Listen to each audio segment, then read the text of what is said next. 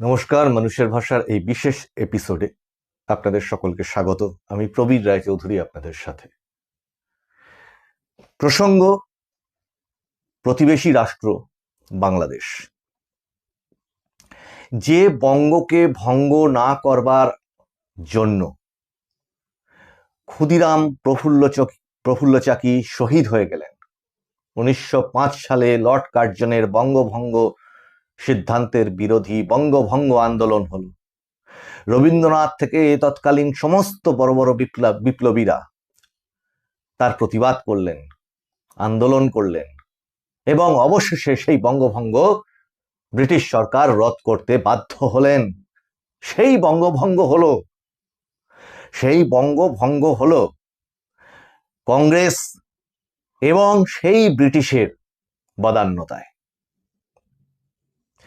সে প্রসঙ্গ আলাদা, সে যন্ত্রণাও আলাদা।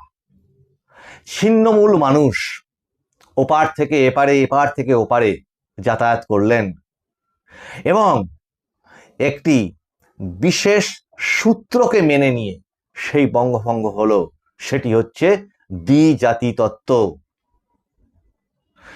মুসলিমরা ওই দেশে মানে তৎকালীন পূর্ব পাকিস্তানে যারা ইচ্ছুক স্বেচ্ছায় চলে যেতে চাইলেন চলে গেলেন, এবং সেদিককার যে সমস্ত হিন্দু বসবাসকারীরা ছিলেন তারাও যারা স্বেচ্ছায় আসতে চাইলেন চলে আসলেন। এক বিপুল ডামাডোল তৈরি হল। এই প্রেক্ষাপট এইটুকু একটি এপিসোডে বিস্তারিত ব্যাখ্যা করা যেমন সম্ভব না, তেমনি এই এপিসোডটা মধ্যে এই যে বক্তব্যগুলো, এগুলো যে সমস্ত ভুক্তভোগী মানুষ তৎকালীন সময়কার স্বাধীনতাকে যারা চাক্ষুষ করেছেন, সেরকম যারা বর্ষিয়ান মানুষ এখনো জীবিত আছেন, তাদের কাছে সেটা যেমন পরিচিত, তেমনি বইপত্র, এখনকার ইন্টারনেট দুনিয়ার এত অ্যাভেলেবল টেক্সট আছে, এত তথ্য আছে, এত ভিডিও আছে, সেগুলো খুললেই দেখতে পাওয়া যায়। বিষয় হচ্ছে তার পরবর্তীতেও আরেকটি বিষয় হলো, সেটি হচ্ছে 1971 সালের এই বাংলাদেশের মুক্তিযুদ্ধ আন্দোলন। সেটার ইতিহাসও এখানে ব্যাখ্যা করতে বসিনি, কিন্তু সেই তখনও সেই যুদ্ধের সময়ও যে মুক্তিযুদ্ধে ভারতের তৎকালীন সময়ের প্রধানমন্ত্রী ইন্দিরা গান্ধী এবং ভারতীয় সেনার সফল প্রচেষ্টায় পাকিস্তান হার মানতে বাধ্য হয়। প্রায় 1 লক্ষের বেশি পাকিস্তান সেনা ভারতবর্ষের কাছে হাঁটু মুড়ে আত্মসমর্পণ করতে বাধ্য হয়েছিল। সেই ছবিটা আমাদের দেশে একটা ঐতিহাসিক ছবি, যে পাকিস্তান আত্মসমর্পণ করছে, আমরা খুব গর্ববোধ করি তাতে। এখন এই 1971 সালের সময়েও কিন্তু প্রচুর মানুষ, উদ্বাস্তু মানুষ ওদেশ থেকে এদেশে এসেছিলেন এবং এদেশে স্থায়ীভাবে তারা বসবাস করছেন। এই যে জায়গাটা দুদেশের মানুষই খুব সহজভাবে পরবর্তীকালে মিলমিশের মাধ্যমে মেনে নিয়েছিল। সীমান্তবর্তী এলাকায়, গ্রামে, শহরে যে সমস্ত মানুষজন বাস করতেন তখন এবং তৎপরবর্তী সময়েও, যার মধ্যে আমি নিজেও পড়ি, তারা এই সমস্ত বিষয়গুলোকে আরো বেশি অনেক চোখের সামনে থেকে দেখেছেন, বুঝেছেন এবং তাদের গ্রামের যে চিত্র, সীমান্তবর্তী গ্রামগুলির যে সুন্দর চিত্র, সেগুলি তারা নিজেরা বসবাস করে বেড়ে উঠেছেন, উপভোগ করেছেন। কিন্তু এর সাথে আরেকটা জিনিসও যোগ করতে হবে, যে এই যে পরবর্তী বাংলাদেশ, 1971 সালের পরবর্তী যে বাংলাদেশ, সেখানেও কিন্তু মানে গণতন্ত্র প্রতিষ্ঠিত হতে একটু ওই যেমন ছোট বাচ্চা হাঁটতে গেলে টালমাল করে পড়ে যায়, সেরকমই ঘটনা বারবার ঘটেছে। সেই ইতিহাসগুলো এখানে বলা মানে সময় নষ্ট করা।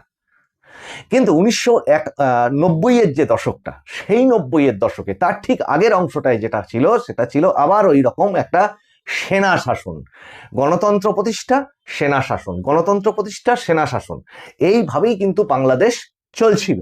এবং তার একটা বিশাল দৃষ্টান্ত দেখতে পেয়েছিলাম আমরা 1990-এর দশকে, যখন তৎকালীন বাংলাদেশের যিনি রাষ্ট্রপতি জেনারেল মানে সেনা শাসক যাকে বলা হয়, তিনি ছিলেন, যাকে ওনাদের টিভিতেই তখন বলা হতো যে মহামান্য রাষ্ট্রপতি জেনারেল হুসেন মোহাম্মদ এরশাদ। কিন্তু এরশাদের এই সামরিক শাসনকে উৎখাত করবার জন্য ওই 90-এর দশকে এক গণ অভ্যুত্থান বাংলাদেশেই হয়েছিল, এবং সেই গণ অভ্যুত্থানে দুই কি বলবো দুজন নেত্রী খুব সারা পৃথিবীর কাছে জনপ্রিয়ভাবে ফুটে ওঠেন আন্দোলনের পুরোভাগে।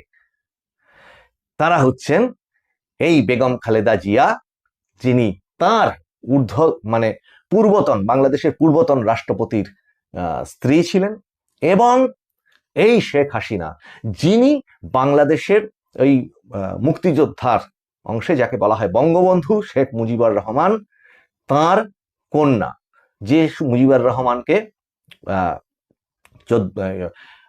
14ই আগস্ট রাত্রিরে তাকে পাকিস্তানের সেনারা বা বলা ভালো রাজাকাররা গুলি করে তার পুরো পরিবারকে হত্যা করে, কিন্তু তিনি এবং তার বোন বেঁচে যান।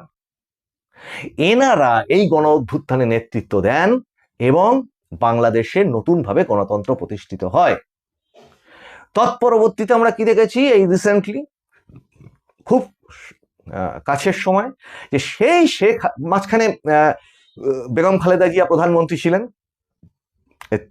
মজা হচ্ছে এখানে বাংলাদেশে যে যখনই যে ক্ষমতায় আসতো, যদি বেগম খালেদা জিয়া মানে প্রধানমন্ত্রী হতেন, তো কি হতো, বিমানবন্দর থেকে বাস স্ট্যান্ড সবকিছু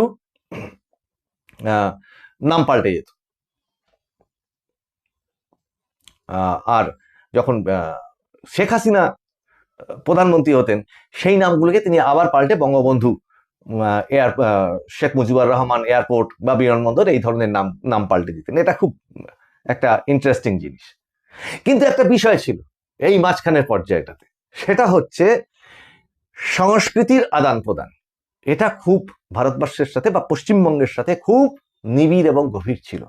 কি অসাধারণ বাংলাদেশে সেই সমস্ত নাটক। যারা সীমান্তবর্তী এলাকায় বাস করতেন, তাদের কি হতো, তখন যে টিভি ছিল, টিভির সাথে যে বড় অ্যান্টেনা ছিল, সেই অ্যান্টেনাতে যেমন দূরদর্শনের টিভিও ধরা পড়তো, তেমনি যারা সীমান্তবর্তী এলাকায় বাস করতেন সেখানে বিটিভি বা বাংলাদেশ টেলিভিশনও সেখানে ধরা পড়তো।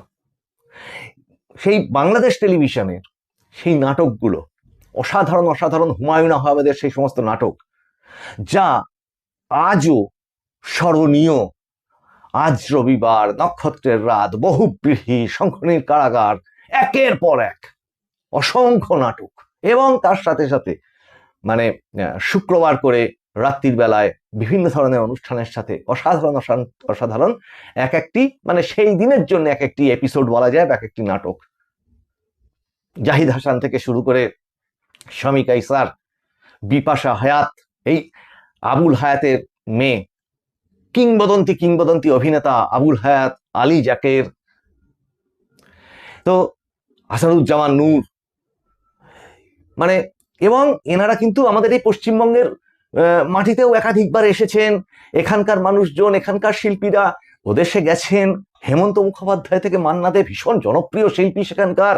এবং আরো ইন্টারেস্টিং বিষয় হচ্ছে, আমাদের এই যে বিশ্বভারতী শান্তিনিকেতন, এখানে বাংলাদেশের বহু ছাত্রছাত্রী এখান থেকে তালিম নিয়ে, শিক্ষা নিয়ে সেখানে গিয়ে রবীন্দ্রসঙ্গীত বা রবীন্দ্র চর্চা করেছেন। কখনো কেউ ভাবেনি বাংলাদেশে রবীন্দ্রনাথকে ভেঙে ফেলতে হবে, রবীন্দ্রনাথের শিল্পগৃহকে আগুন জ্বালিয়ে দিতে হবে। এই কিন্তু কৃষ্টি বা সংস্কৃতি বাংলাদেশে ছিল না। এবং সীমান্তবর্তী গ্রামে এই ধরনের কিংবদন্তি শিল্পীদের নিয়ে তাদের যে গ্রুপ থিয়েটার, বাংলাদেশের যে গ্রুপ থিয়েটার, সেই গ্রুপ থিয়েটারে তারা আসতেন, এসে নাটক করে যেতেন। এখানকার গ্রুপ থিয়েটার সেখানে যেত। একত্রিত উদ্যোগে আমাদের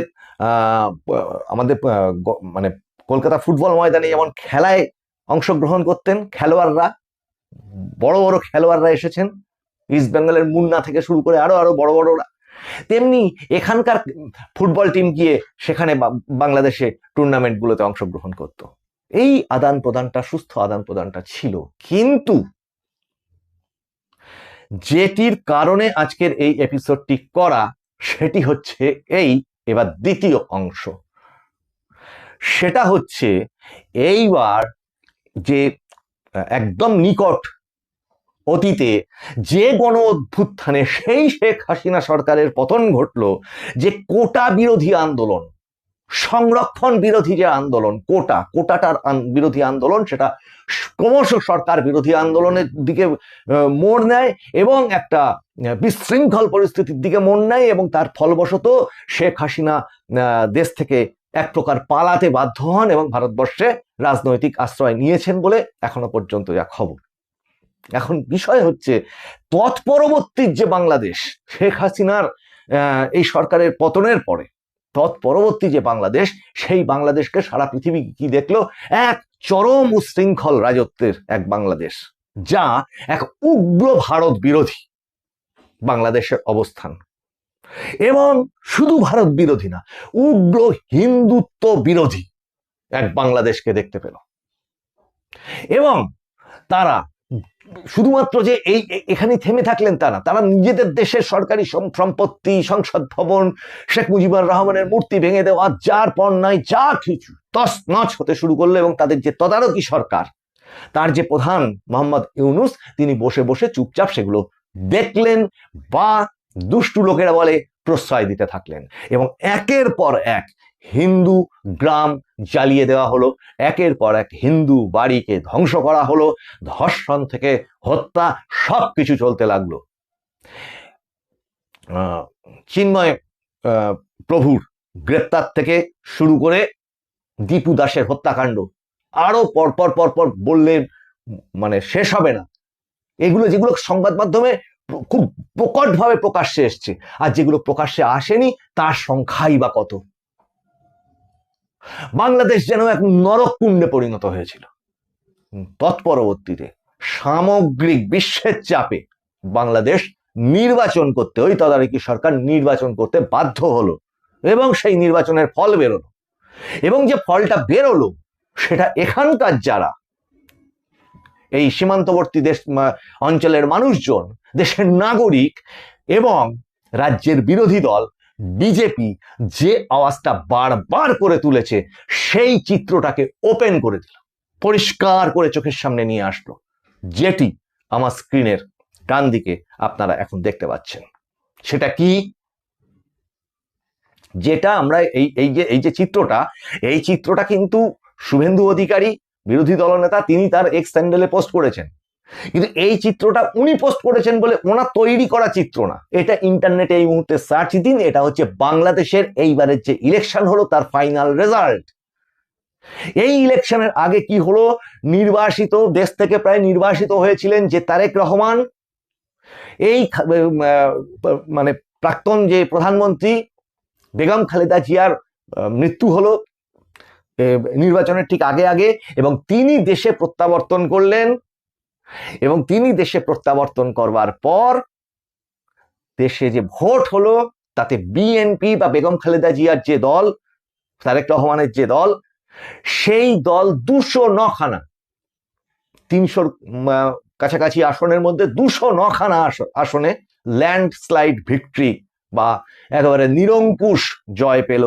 এবং তার ঠিক কাছাকাছি যারা থাকলো, যারা কিনা ভেবেছিল তারা জয় পাবে, যারা কিনা ভেবেছিল তারা বাংলাদেশকে পাকিস্তানে পরিণত করে ফেলবে, যারা কিনা ভেবেছিল বাংলাদেশকে আইসিসে পরিণত করে ফেলবে, যারা কিনা ভেবেছিল বাংলাদেশ দিয়ে তারাই সেভেন সিস্টার্স দখল করে নেবে, যারা কিনা ভেবেছিল চিকেন নেক তারা রাতারাতি কাঁচি দিয়ে কেটে দেবে,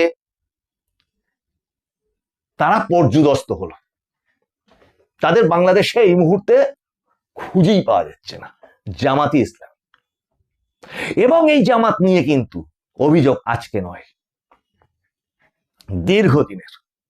এই সূত্রেই বলছি, গত 10-15 বছরে এই পশ্চিমবঙ্গের সীমান্তবর্তী গ্রামগুলিতে, শহরগুলিতে এক বিশেষ দৃশ্য, বিশেষ ঘটনা ঘটে গেছে। সেটির নাম হচ্ছে জমি লুট। বিএলআরও অফিস, রেজিস্ট্রি অফিস তদন্তের দাবি জানাই। কোনো ধরনের কোনো রকম নিয়ম কানুন মানা হয়নি। ডেমোগ্রাফি চেঞ্জ হয়েছে, এবং যে সমস্ত সংখ্যালঘু গ্রামগুলি, সেই সমস্ত সংখ্যালঘু গ্রামগুলিতে যারা ভারতীয় মুসলমান, তারা পর্যন্ত এই যে পরিবর্তন, এই যে একটা আগ্রাসী মনোভাব, ভারত বিরোধী মনোভাব, এটাতে তারা পর্যন্ত বিরক্ত। কিন্তু সেটা আছে, সেটা যে আছে সেটা কি দেখা যাচ্ছে, এই ম্যাপটাতে দেখা যাচ্ছে।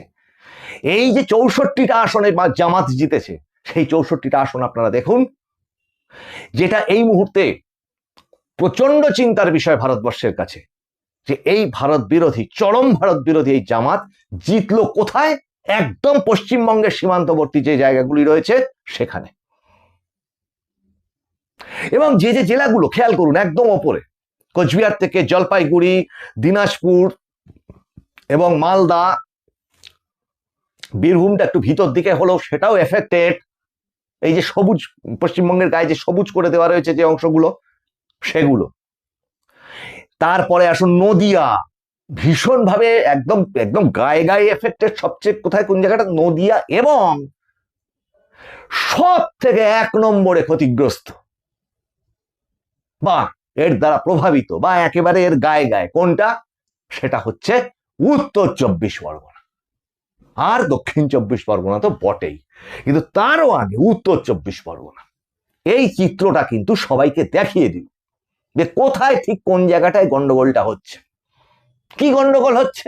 গন্ডগোল হচ্ছে এই যে এসআইআর, এই যে ভোট, এবং এই ভোটের নামে, এই ভোটের আগে এই এসআইআর এ যে চালু হচ্ছে অনুপ্রবেশ, সেখানে একটা বড় ইস্যু। বিরোধী দলগুলি একাধিকবার সেই আওয়াজ তারা তুলেছে, অনুপ্রবেশ, অবৈধ অনুপ্রবেশ। এবং নির্বাচন কমিশন এই পরশুদিন তার বিবৃতিতে জানিয়েছে, একজন বিদেশি নাম ভোটার তালিকায় রাখতে দেব না। গত 15 বছর ধরে এরা এই ভোটার তালিকায় নিজেদের নামটা ঢুকিয়েছে। কারা? এরা, এই যা দেখছেন, এরা। এবং এদেশে এসেছে, সীমান্তবর্তী গ্রামগুলিতে জাঁকিয়ে বসেছে, নিজেদের ওখানে ডালপালা বিস্তার করেছে, আত্মীয় স্বজনের পরিচয় দিয়ে তারা সেখানে বসবাস করেছে, ব্যবসা থেকে শুরু করে সমস্ত কিছু ওখানটাতে জাঁকিয়ে বসেছে। কিন্তু খেয়াল করবেন যে এই জায়গাগুলোতে কিন্তু কখনো খুব একটা বেশি গন্ডগোল হয় না। কেন হয় না? এই জায়গাটা ওরাও চায় যে এগুলো যেন এমন কোনো গন্ডগোল না করে ফেলি যেগুলো মিডিয়ার নজরে এসে যায়, বেশি হইচই হয়। এখানে তাদের সেফ ল্যান্ডিং প্লেস, এখান থেকে ছড়িয়ে পড়ে সারা ভারতবর্ষে, যেটা ভারতবর্ষের কাছে যথেষ্ট চিন্তার বিষয়। এবং অতীতে বিভিন্ন ধরনের এনআইএ তদন্ত বা বিভিন্ন ধরনের আমাদের যে দেশ বিরোধী যে চক্রান্তের ক্ষেত্রে যে সমস্ত তদন্তগুলো হয়েছে, সেখানে বারবার এই জেলাগুলো উঠে এসেছে, এইখান থেকে জঙ্গিদের ধরা গেছে।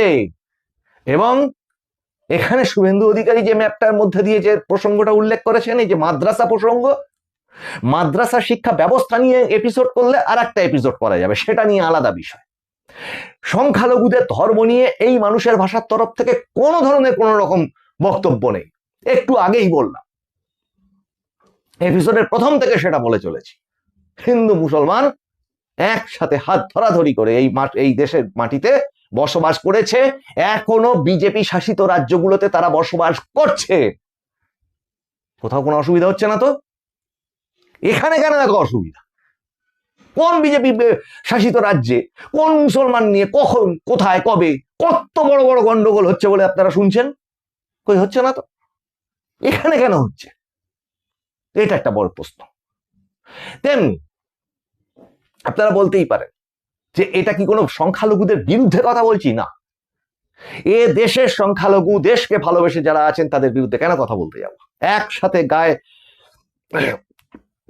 গা ঠেকিয়ে বাস করি, কাঁধে কাঁধ মিলিয়ে নিজেদের জীবন সংগ্রাম করি, প্রচুর বন্ধু বান্ধব নিজেদের, আমরা একসাথে হাতে হাত মিলিয়ে রাস্তা দিয়ে হাঁটব, যেটা এই বিরোধী দল বিজেপির রাজ্য সভাপতি তিনি নিজেও উল্লেখ করেছেন।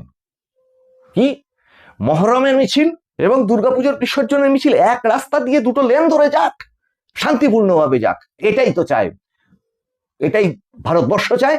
এটা তিনি বললেন, বিজেপিরও এটাই কর্মসূচি। আর কতদিন অন্যের হাতের পুতুল হয়ে বেঁচে থাকবেন? আর কতদিন ব্লক ভোটার হয়ে বেঁচে থাকবেন? প্রত্যেকটা সরকার মুসলমানকে দেখে ব্লক ভোটার হিসেবে। ভোটের আগে উস্কে দাও, ভোটের আগে মন্দির মসজিদের কথা বলো, বাবরি মসজিদ আর এর কথা বলো। ওই তো রাম মন্দির হচ্ছে, ওই তো গেল রাম মন্দির, কেউ আটকাতে পারলো? রাম মন্দিরে আজকে দেখবেন বিশেষ দিনে রামনবমীর দিনে যখন যাচ্ছেন, পাশের মসজিদ থেকে বিভিন্ন মাজার থেকে তারা ফুল ছুঁড়ছে, জল খাওয়াচ্ছে, শরবতের ব্যবস্থা করছে। আজকে এটা উত্তরপ্রদেশের চিত্র। আর পশ্চিমবঙ্গের দুর্গাপুজোর প্রসেশনের রাস্তা বদল করে দেওয়া হচ্ছে। আরে আমরা তো বিজেপি চাই একই সঙ্গে দুর্গাপুজোর বিসর্জন আর মহরমের মিছিল একই সময় একই রাস্তা দিয়ে সমান্তরাল ভাবে এগিয়ে যায়। এটাই তো বিজেপি চায়, এটাই আমাদের অবস্থা। কিন্তু কেন সেই বিভেদটা ঘটানো হবে? কেন বিসর্জনকে হতে দেওয়া যাবে না আর আরেকটি মিছিলকে হতে দেওয়া যাবে? এই যে তফাৎটা ঘটিয়ে ঘটিয়ে ঘটিয়ে ঘটিয়ে নিজেদের মধ্যে মানে ঠকাঠুকি লাগিয়ে দেওয়ার চেষ্টা, এই চেষ্টার বিরোধিতা করছি। দেশের বিরুদ্ধে চক্রান্ত, যে দলটির ঘোষিত, জামাতের ঘোষিত নীতি ভারত বিরোধী নীতি, ভারতের সর্বনাশ করাটা তাদের নীতি, বুক পেতে সেটাকে রুখবো বলে প্রতিজ্ঞা করছি। এটা দেশের মানুষের নাগরিক কর্তব্য এবং এইটা তুলে ধরছে যে দেশের এই মুহূর্তে কত বড় একটা বড় থ্রেট আমাদের দেশের ক্ষেত্রে। অবশ্যই আমাদের দেশের যে বিএসএফ বলুন, আর্মি বলুন, তাদের উপর আমাদের যথেষ্ট ভরসা আছে। এই সমস্ত রিপোর্ট আগে থেকে তাদের কাছে অবশ্যই ছিল, এখনো আছে, এবং কি করতে হবে আশা করি সেটাও তারা জানেন। এবং এই বাংলাদেশের যে পট পরিবর্তন, এই পট পরিবর্তনে কিন্তু একটা পজিটিভ বার্তাও আছে। সেটা হচ্ছে এই তারেক রহমানের দল বিএনপি, যেটাকে ওই মোহাম্মদ ইউনূস, তিনি মানে তদারকি সরকারের প্রধান, তিনি শেখ হাসিনার দলকে নিষিদ্ধ করে দিয়েছিলেন। এই তারেক রহমানের দলের সাংসদরা যে মুহূর্তে জিতেছেন, তারা গিয়ে সেই আওয়ামী লীগের অফিস গিয়ে তালা খুলে দিচ্ছেন, দিয়ে বলছেন এসো ভাই রাজনীতি করো। এইটা গণতন্ত্রের পক্ষে একটা খুব শুভ বার্তা। সেই রকম বার্তা, এরকম পরিষদ যেন আমাদের রাজ্যেও আসে। বিপুল আসনে সারা বাংলাদেশের সরকার গঠনের পথে এই প্রথম মুহূর্তে উপজেলা সভাপতি, চাকলাহাট ইউনিয়নের সাবেক আপনারা চুপ থাকেন কি বলছি, চেয়ারম্যান জননেতা জনাব আবু দাউদ প্রধান, তিনি প্রথমেই যে কাজটি করেছেন বাংলাদেশ আওয়ামী লীগের প্রতি তথা আওয়ামী লীগের তৃণমূল পর্যায়ের নেতা কর্মীদের প্রাণের যে সংগঠন আমাদের চাকলাহাট ইউনিয়ন আওয়ামী লীগকে তিনি আজকে তালামুক্ত অবমুক্ত করেছেন। যারা এই দেশটাকে পাকিস্তান বানাতে চেয়েছিল, যারা বাংলাদেশের স্বাধীনতার পক্ষের প্রতিটি দলকে নিশ্চিহ্ন করার চিন্তা ভাবনা করে বাড়িতে অফিসে হামলা করে বন্ধ করে রেখেছিল, সেই অফিস আজকে প্রথমেই তিনি চাকলাহাট ইউনিয়ন আওয়ামী লীগ অফিস অবমুক্ত করলেন। চাকলাহাট ইউনিয়ন আওয়ামী লীগ সহ সকল অঙ্গ সহযোগী সংগঠনের পক্ষ থেকে দিনের কাছে আমরা কৃতজ্ঞতা প্রকাশ করছি। সেই সাথে আগামী দিনে যে কোনো মিছিল, মিটিং, আন্দোলন, সংগ্রাম, স্বাধীনতার সপক্ষের সকল উন্নয়নের ক্ষেত্রে আমরা না আওয়ামী লীগ, না বিএনপি, না জাতীয় পার্টি সকলে ঐক্যবদ্ধ হয়ে স্বাধীনতা বিরোধীদের পক্ষে থাকবো এবং ঐক্যমত্যের ভিত্তিতে উন্নয়নমূলক ইউনিয়নের উন্নয়নের আহ্বান জানিয়ে আমি আমার কথা শেষ করছি। ধন্যবাদ সবাইকে। যেখানে নিজেদের কর্মসূচিকে নিজেরা বর্ণনা করবে এক একটি রাজনৈতিক দল, কিন্তু হাতাহাতি মারামারিটা হবে না। ভোটের পরে যারা রায়দান করবে পক্ষে অথবা বিপক্ষে, যে জিতলো সে যেন মনে রাখে, মানে সে তখন প্রত্যেকের, যে বিপক্ষে ভোট দিয়েছে সে তারও, যে পক্ষে দিয়েছে সে তারও। ভোট পরবর্তী হিংসা, এই বস্তুটা যেন আমাদের দেশে না থাকে।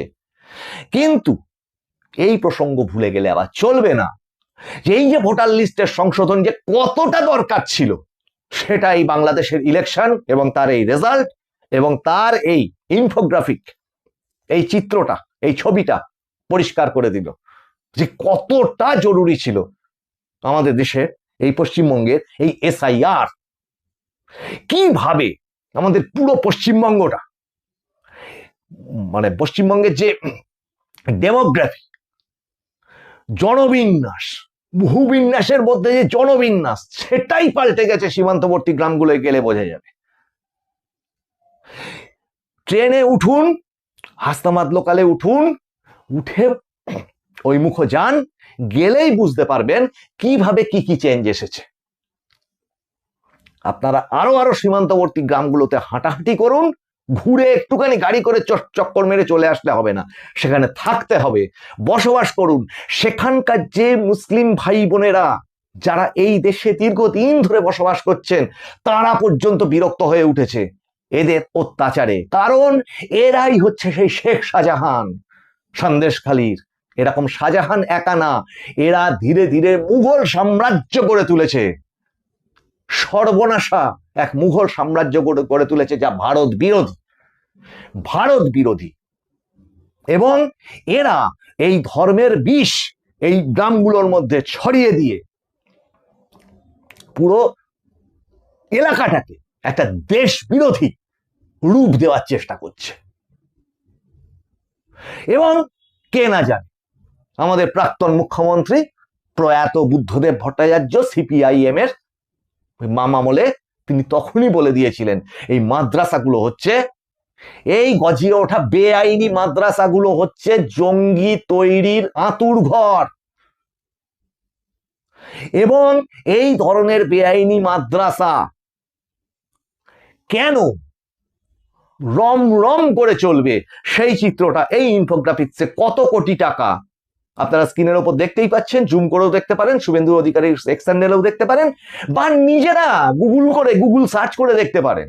এবার বলবেন যে আমি বিজেপিকে টেনে কথা বলছি, না, এই চিত্রটা তো আর বিজেপি তৈরি করছে না, এই চিত্রটা বাংলাদেশের রেজাল্ট, ইলেকশন রেজাল্ট। এবং সীমান্তবর্তী গ্রামগুলোতে যান, আগামী দিনে ভারতবর্ষেই সেই গ্রামগুলো থাকবে কিনা সেই নিয়ে কিন্তু প্রশ্ন চিহ্ন উঠে যাচ্ছিল, কিন্তু বড্ড ধাক্কা খেয়ে গেল ব্যাপারটা। বিএনপির এই জয় বাংলাদেশে সব আশায় ছাই দিয়ে দিল।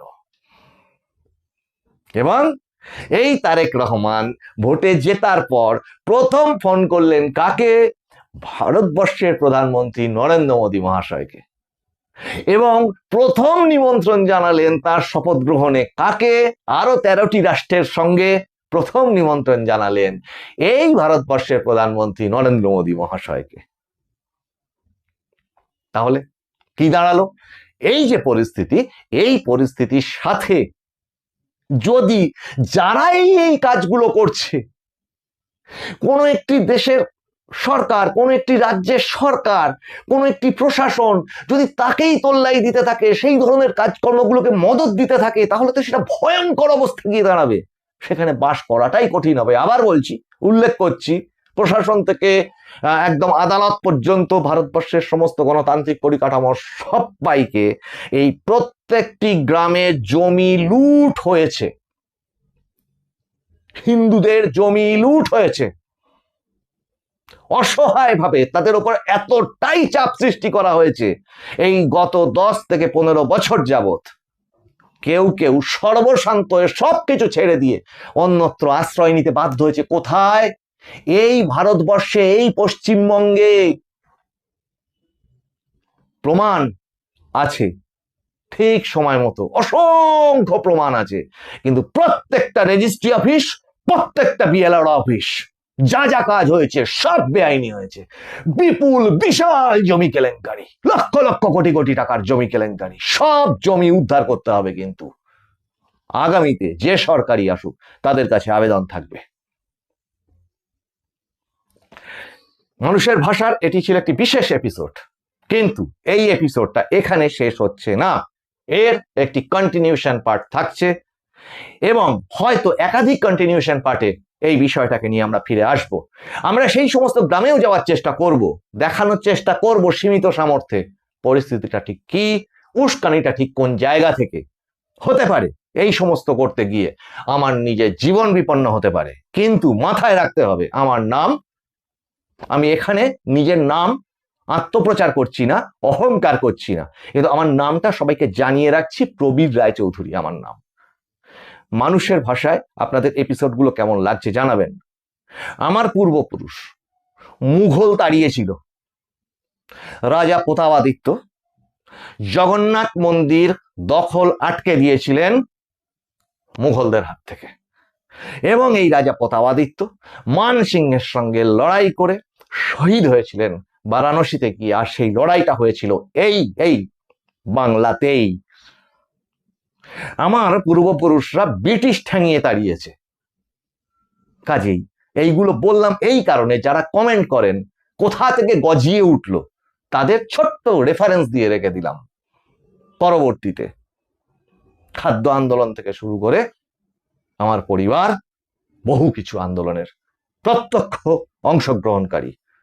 খাদ্য আন্দোলন, ভাত মুখে তোলবার আগে যাদের স্মরণ করা উচিত, সেই এপিসোড এই মানুষের ভাষাতেই আছে, পুরোনো এপিসোডের মধ্যে থেকে আপনারা দেখে নেবেন।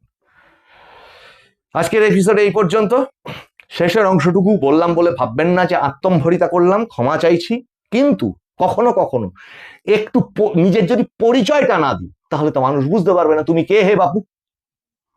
আমি মানুষের ভাষার সম্পাদক, এই হোক আমার পরিচয়, আমি আপনাদেরই লোক। মানুষের ভাষা সকলের মনের কথা বলে এবং আগামীতেও বলবে। এপিসোডগুলো যদি আপনাদের ভালো লাগে চ্যানেলটি সাবস্ক্রাইব করুন, লাইক, শেয়ার এবং কমেন্ট করুন, এবং কমেন্টে মত, বিপক্ষ মত দুটোই উঠে আসুক। আরো ইন্টারেস্টিং এপিসোডগুলোর জন্য আপনারা নজর রাখুন মানুষের ভাষার পর্দায়। নমস্কার।